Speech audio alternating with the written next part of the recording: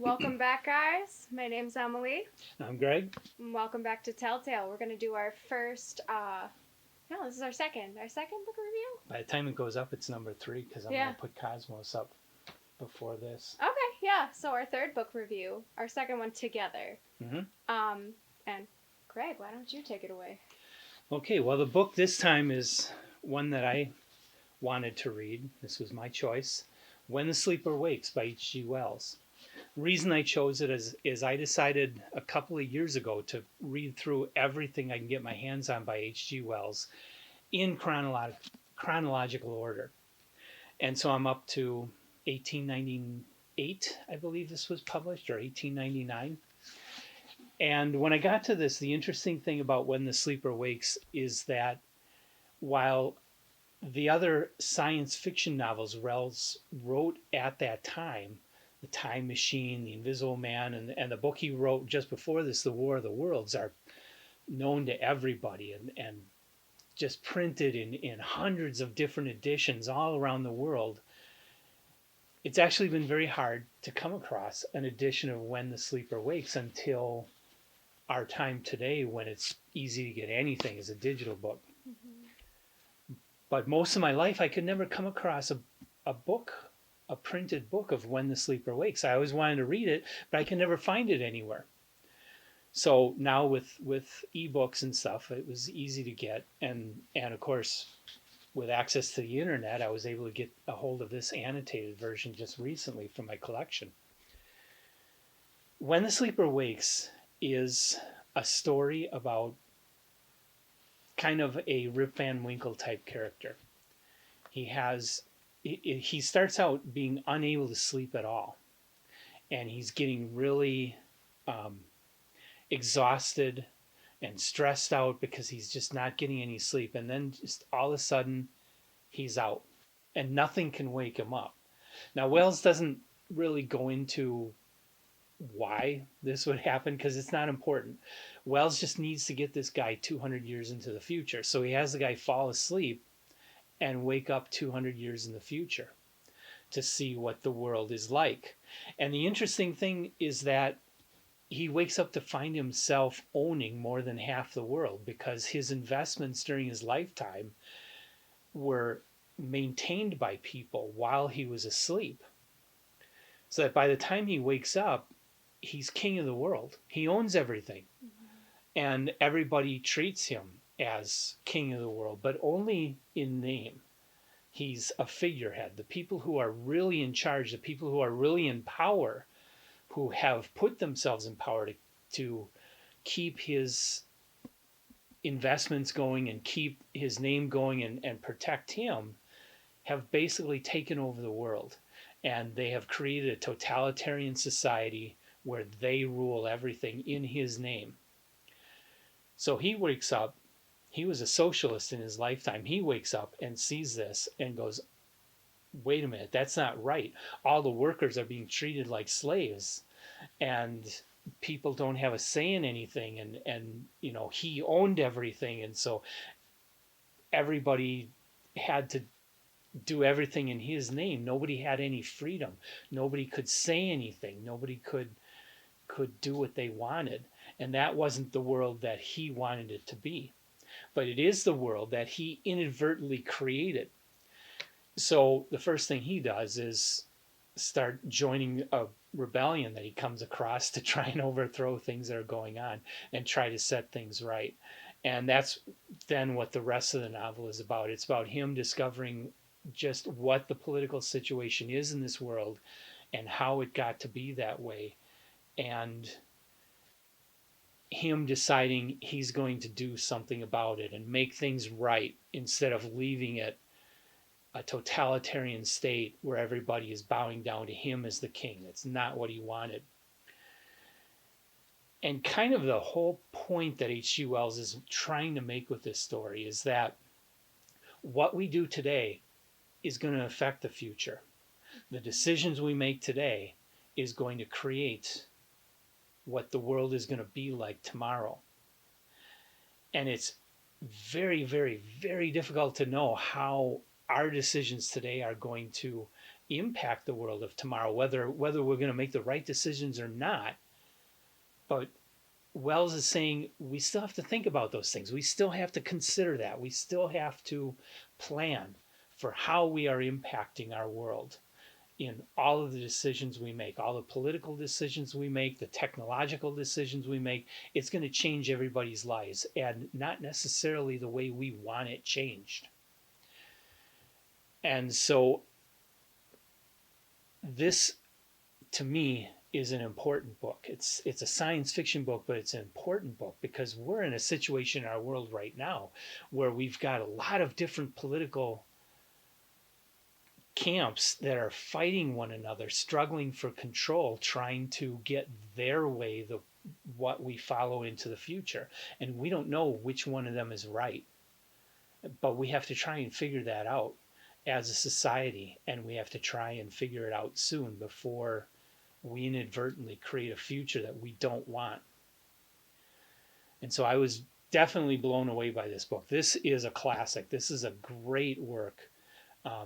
The fact that it's science fiction, the fact that it's a purely fantastical device that gets this guy into the future is irrelevant. It makes a very, very important philosophical point. But along the way, being H.G. Wells, he tells a damn good story. It's a fun adventure. It's easy to read. It keeps you moving through. It moves very fast, very quick paced. And, this guy's just being kind of swept along by the events that he's caught up in when he wakes up, and trying to figure it all out. By the end of the book, he does, and finally does do right by himself. Although I didn't love the ending. The ending is a little hard to take because once he's... Spoiler alert! Okay, yes, spoiler alert. Once he does succeed in changing the society and setting it along a path where people have freedom and liberty, it's with this big aerial battle. And the end of the aerial battle, his plane is disabled and he crashes and dies, which is very sad. Yeah, he basically has to.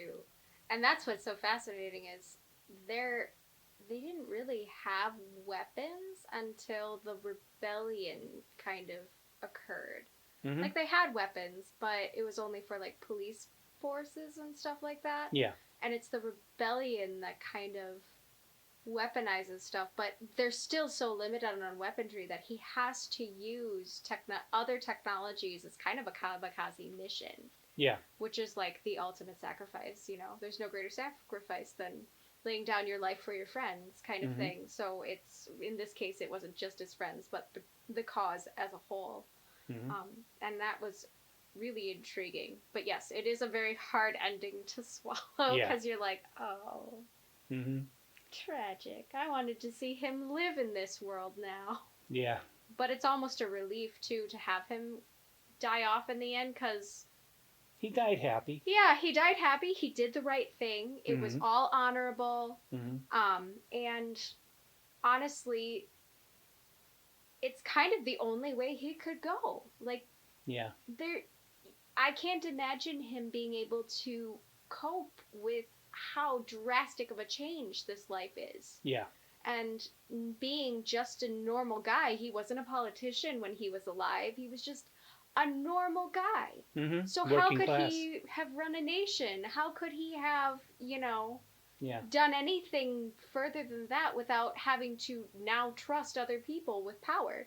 When the people he trusted before are clearly the ones causing the problem. Right. So he's kind of thrown into that situation. So I also had a hard time with the end, but I also understand why it had to be that way. Right. Because I couldn't see him adjusting at all to the circumstances he was in at that point. And it's an amazing book on some other levels for being what I believe is the first description of aerial warfare, and the first description of television.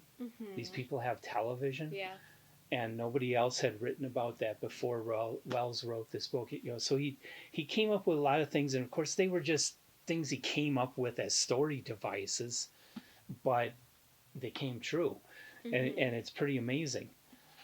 But it also, how the world came to be from Victorian England, reading when the sleeper talks to people about what the past history was and what events led to that, it's terrifyingly similar to the things that have been going on.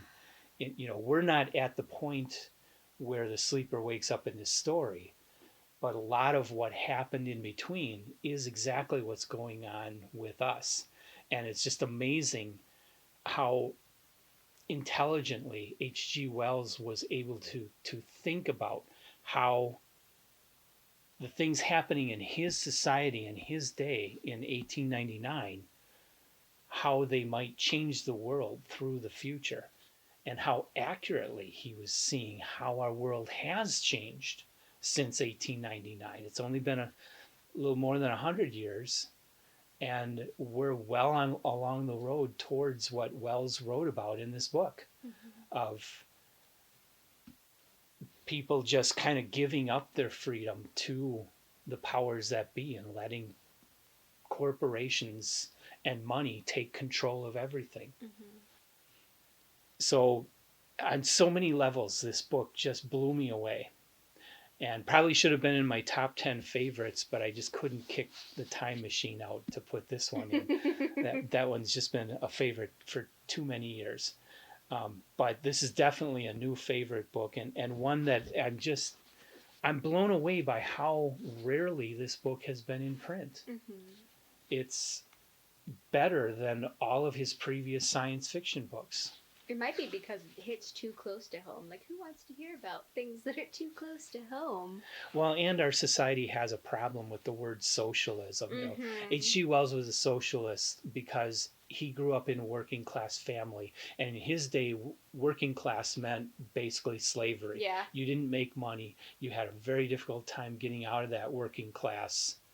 And you were in debt 90% of the time. Most people in the working class worked 14-hour days, and they couldn't afford more than their room and board and food. And they could not ever get themselves out of that situation. And Wells wanted to see a world where the working class, which really makes our society function, none of the manufacturing companies that exist would be capable of doing anything that they do without the workers. And Wells wanted to see them being treated properly, being treated as human beings, not being treated as slaves.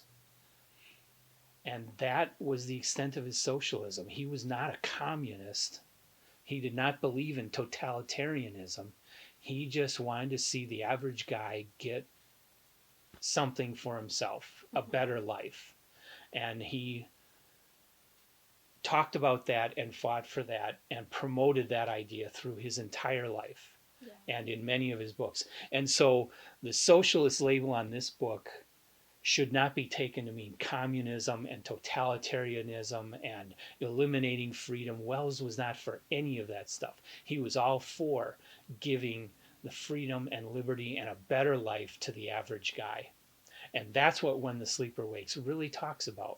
Something that this country has been all about for a long time now and needs to embrace. And so I think this book really needs to be in print more often and really needs a really excellent collectible edition to be created. So one of the things I thought was really interesting about the book is the development of a second adolescence. A second adolescence is something that's common probably now more in baby boomers, but it kind of started in my generation and the generation right after mine, Gen Xers and millennials and stuff, where once you get introduced to social media, which is the technological advancement, you start kind of building a secondary persona and going through this second adolescence where you're kind of going through the motions of what you're experiencing, rebuilding yourself, trying to figure out who your persona is in the virtual world, and then trying to kind of figure out who you are or who you want to be in your virtual persona versus who you are now.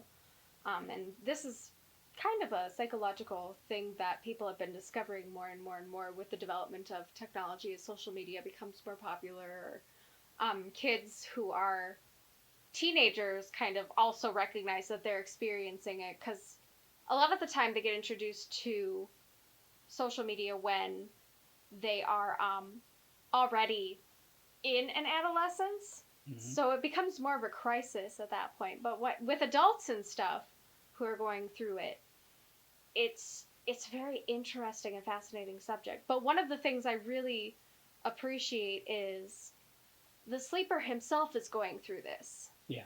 As he's trying to interact with technology and the new world, and everyone else around him has already built and gone through this second adolescence or is in the process of it. Mm-hmm. Especially the bourgeoisie that he's interacting with. They Mm-hmm. have these personas because of the development of technology that made them who they are. Yeah. That made them the wealthy.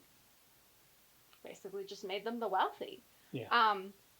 So it's a really interesting thing, because I start to see it kind of in baby boomers who are introduced to social media, and he's kind of having the same struggle, where he's introduced to all this new technology and all this new political climate and all these stuff, and he's kind of lost himself. Mm-hmm. He's lost who he is, and it kind of does a full 180 too, because towards the end of the book, in order to be able to go and be amongst normal humans, like people he's used to, the working class, he has to entirely become not himself. Yeah. Because otherwise people recognize him. And then, because everybody knew who the sleeper was, at one point in the book, he was on display in a museum while he was in his sleep trance state or whatever.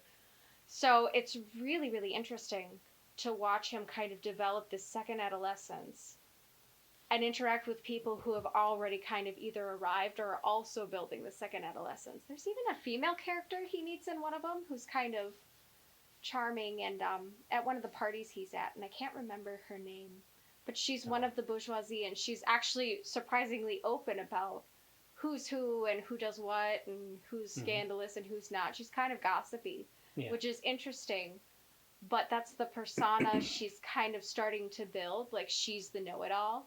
Yeah. And so it's interesting to see these different characters at these different levels of this second adolescence, and I really appreciated that a lot. The other thing I really appreciated about this book is that its focus is on the social interactions and the political climate.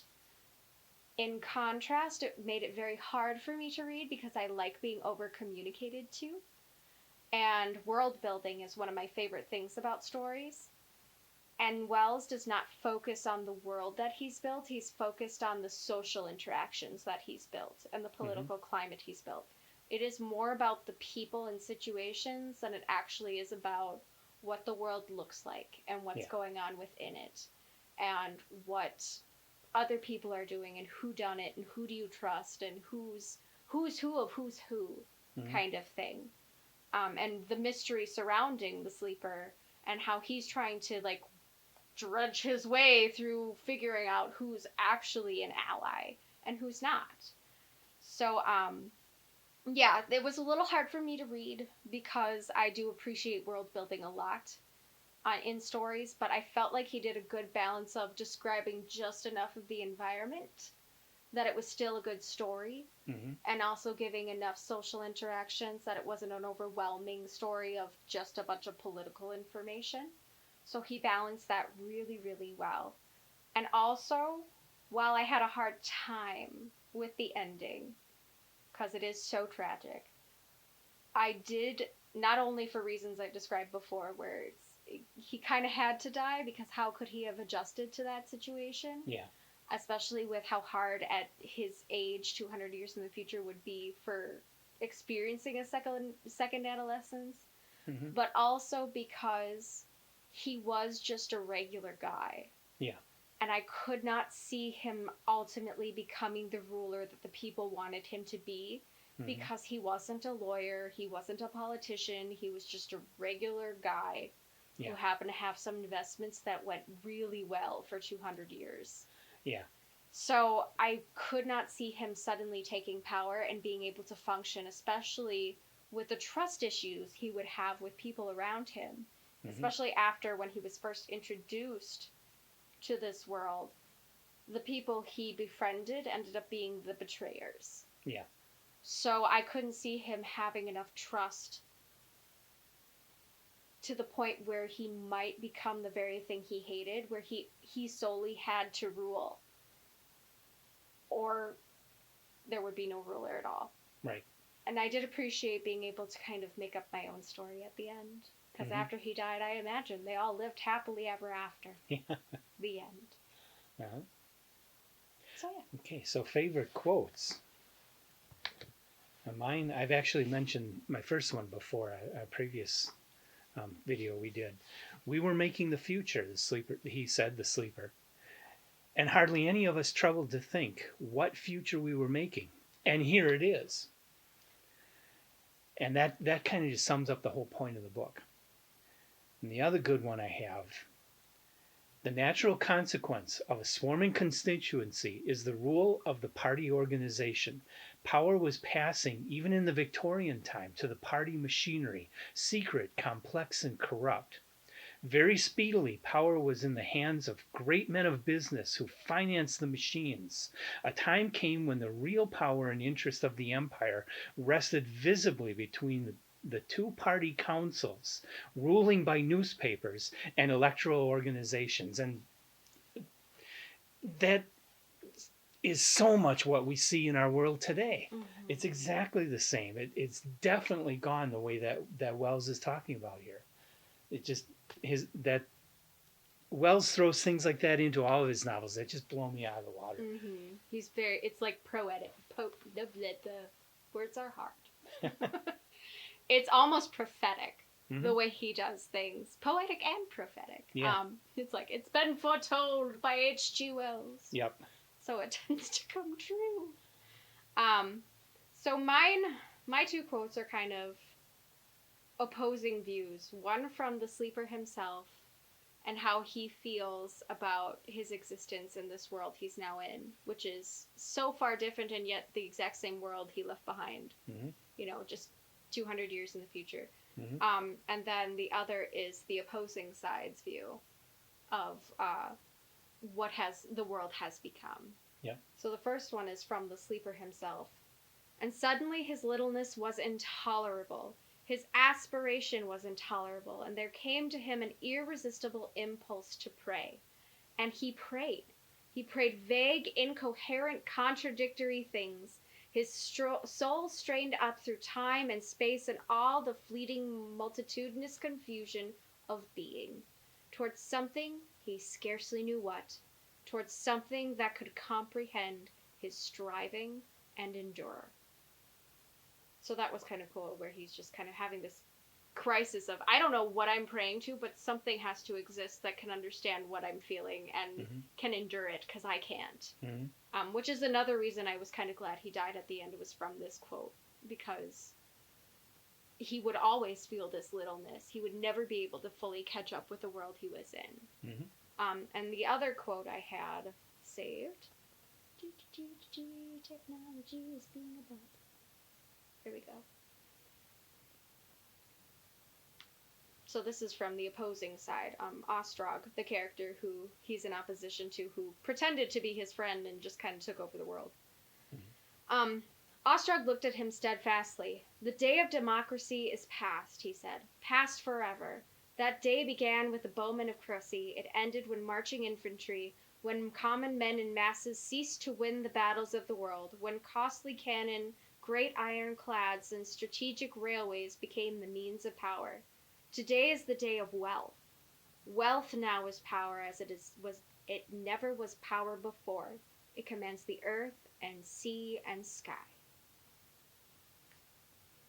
So yeah, that was kind of a big, profound thing, and I hit a little close to home, actually, when you consider the state of affairs in not just American culture, but Western culture in general, where it seems to be the wealthy are the ones who have the power.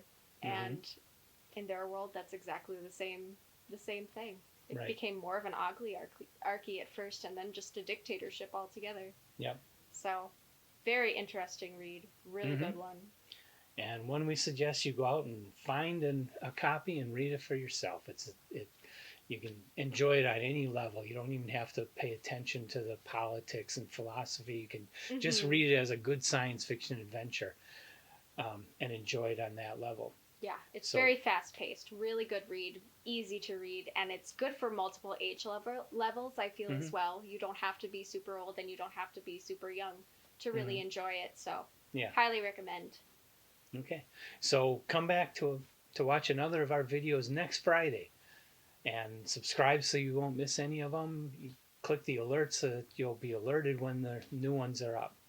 Nice to see you guys again. Hang out next time.